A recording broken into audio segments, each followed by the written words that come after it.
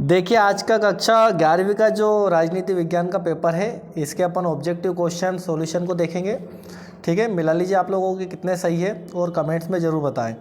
चलिए पहला प्रश्न देखिए, बहुविकल्पी पहला है, संविधान सभा की पहली बैठक कब हुई थी? तो 9 दिसंबर 1946 को। ठीक है, ये आपका राइट आंसर है।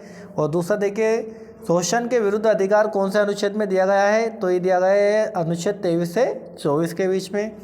और तीसरा है आपका, भारतीय संविधान रूप में तो संघात्मक है परंतु आत्मा में एकात्मक है, उक्त कथन किसका है? तो ये दिया है DN बनर्जी ने।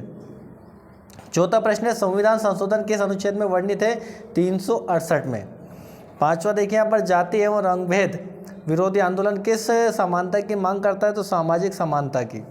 ठीक है, चलिए दूसरा देखिए, लोकतांत्रिक राज्य में विभिन्न धर्मों एवं समुदायों को समानता की गारंटी देती है तो धर्मनिरपेक्षता। ये आपका राइट आंसर हो जाएगा, ये आपका इंग्लिश में है। चलिए रिक्त स्थानों की पूर्ति कीजिए। तो संपत्ति के अधिकार को मौलिक अधिकारों की सूची में सन 1978 में हटा दिया गया है। और दूसरा, केंद्र तथा राज्य सरकार का स्वतंत्र रूप में अपने अपने कार्य करना ही संघवाद है। तीसरा देखिए, संविधान एक जीवित और कानूनी दस्तावेज है ना, क्या है? कानूनी दस्तावेज है। चौथा देखिए, राज्य के कार्यों में सक्रिय भाग लेने की शक्ति ही क्या कहलाती है? यहाँ पर दिया आपका संघीय और ये राजनीतिक स्वतंत्रता है। पांचवा, समानता व्यक्ति के सर्वांगीण विकास के साथ समाज में शांति एवं सुव्यवस्था में भी सहायक है। छठा प्रश्न आपका, सामाजिक न्याय का मुख्य लक्ष्य सामाजिक असमानता को दूर करना है। ये दूसरा प्रश्न यहाँ पर कंप्लीट होता है। सत्य सत्य मिला लीजिए आप लोग और क्लास को लाइक करिए। दूसरा देखिए, भारत में न्यायपालिका संसद के अधीन है, ये आपका सत्य है। और दूसरा प्रश्न आपका, संघवाद अंग्रेजी भाषा के फेडरलिज्म शब्द का हिंदी अनुवाद है, ये आपका सत्य है। तीसरा प्रश्न, भारतीय संविधान 26 नवंबर 1949 को अंगीकृत और 26 जनवरी 1950 को लागू किया गया था, ये बिल्कुल सत्य, कई बार एग्जाम में आया हुआ है।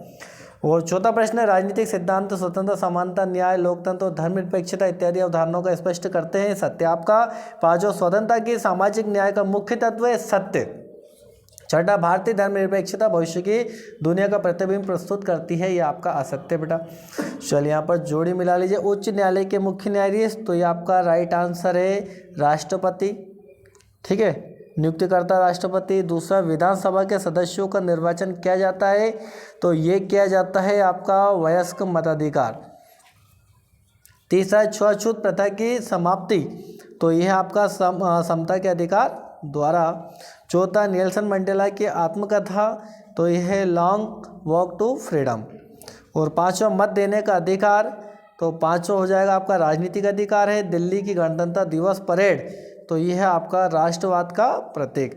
वोट बैंक राजनीति, तो ये आपका छठा जो है राष्ट्रवाद का प्रतीक। ठीक है ना, यहाँ पर जोड़ी मिला लीजिए, स्क्रीनशॉट ले लीजिए आप लोग, कितने सही है कमेंट्स में बताएं, क्लास को लाइक करें।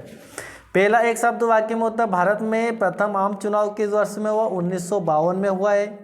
दूसरा, पंचायती राज्य का मुख्य उद्देश्य क्या है? तो ग्रामीण स्तर पर विकास या ग्रामीण स्तरों को बढ़ावा देना। तीसरा, भारतीय संविधान प्रस्तावनाओं में धर्मनिरपेक्ष शब्द का किस संवैधानिक संशोधन में जोड़ा है? तो 42वां संविधान संशोधन में जोड़ा गया है इसको। और चौथा प्रश्न देख लेते हैं अपन, मानव अधिकारों का उद्देश्य क्या है?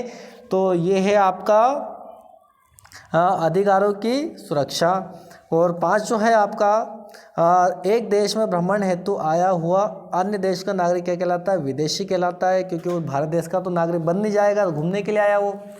चलिए छठा है, प्रारंभिक राष्ट्रों में किस प्रकार के शासन प्रणाली का बोलबाला था? तो राजतंत्र का। और यहाँ पर आपका सातवां प्रश्न है, जो कि हमारा आज का आखिरी प्रश्न है, भारत में धर्मनिरपेक्षता शब्द कौन से संविधान संशोधन से जोड़ा गया है? तो 42वें संविधान संशोधन द्वारा जोड़ा गया है। देखिए इससे मिलते जुलते प्रश्न आपको कक्षा 12वीं में भी मिलेंगे, तो इसलिए पॉलिटिक्स के जितने भी क्वेश्चन हैं ये आप लोगों को अच्छे से रिपीट करने हैं। ठीक है, अगले पेपर के लिए आपको बेस्ट ऑफ लक, शुभकामनाएं, जय हिंद।